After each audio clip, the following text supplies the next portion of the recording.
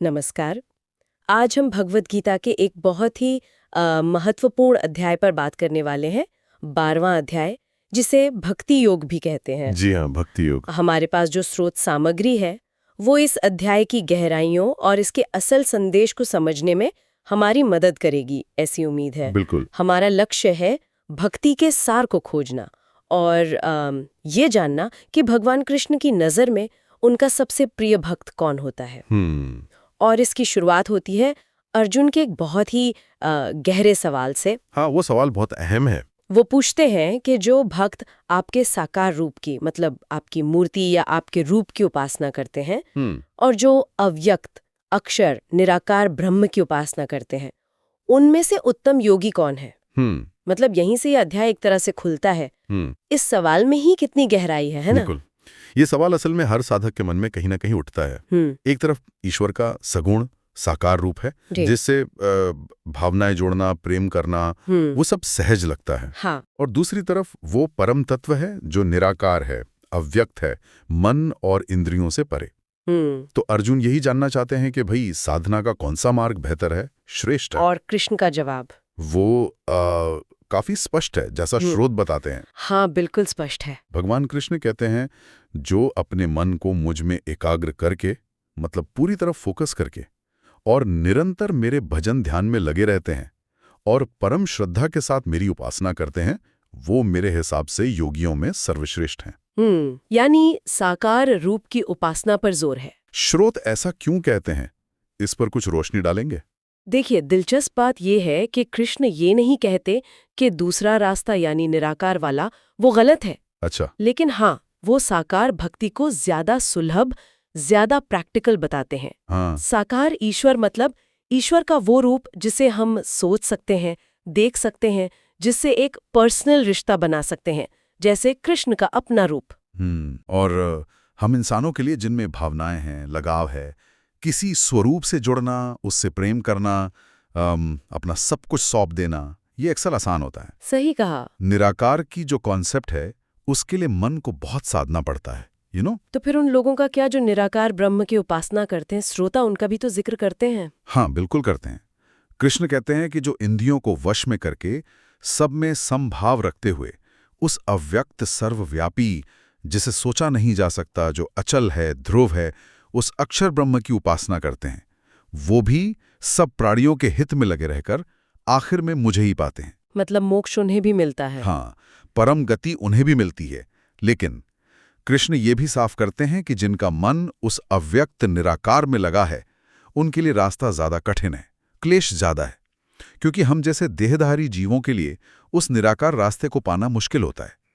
मन को किसी बिना रूप, बिना गुण वाली सत्ता में टिकाना, उसमें बहुत अनुशासन चाहिए, वैराग्य चाहिए। ये दिलचस्प है कि रास्ते दोनों ही मंजिल तक जाते हैं, पर एक को ज्यादा सुलभ बताया गया है। एग्जैक्टली। चलिए अब उस हिस्से पर आते हैं जो इस अध्याय को और भी खास बनाता है। वो गुण, वो क्वालिटीज जो एक भक्त को भगवान का प्रिय बनाती हैं।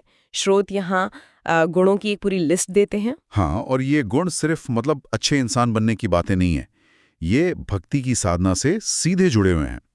कृष्ण कहते हैं कि जो किसी प्राणी से द्वेष नहीं करता, सबका मित्र है, करुणावान है, जिसमें मैं और मेरा का भाव नहीं है, अहंकार नहीं है, जो सुख दुख में सम रहता है, मतलब एक जैसा रहता है, और क्षमाशील है।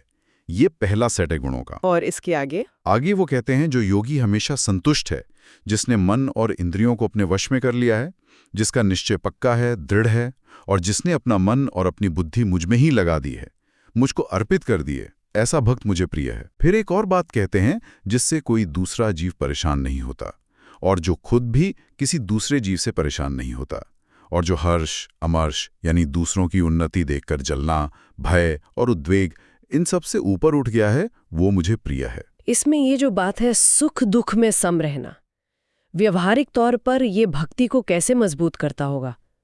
स्रोत इस बारे में क्या संकेत देते हैं? ये बहुत अच्छा सवाल है।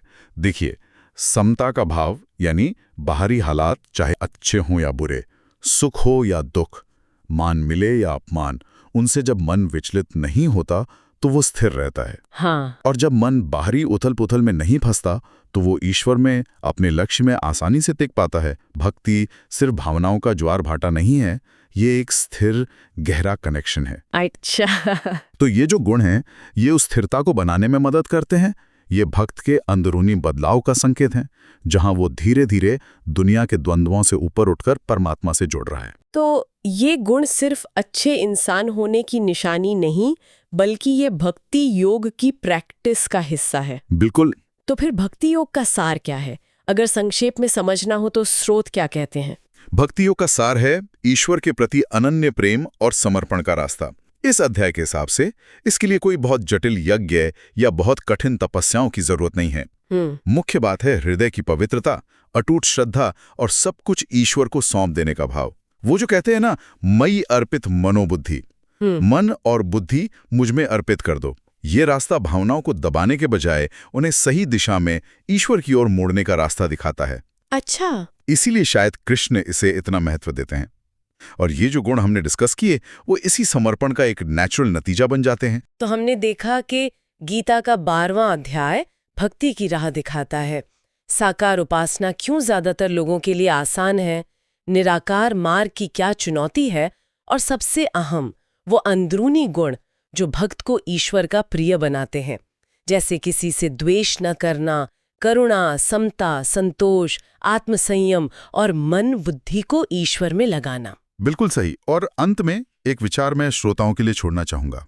जब कृष्ण बार बार कहते हैं कि ऐसा भक्त मुझे अत्यंत प्रिय है, मैं भक्तः समे प्रिया, तो ये उस दिव्य प्रेम के नेचर के बारे में क्या बताता है?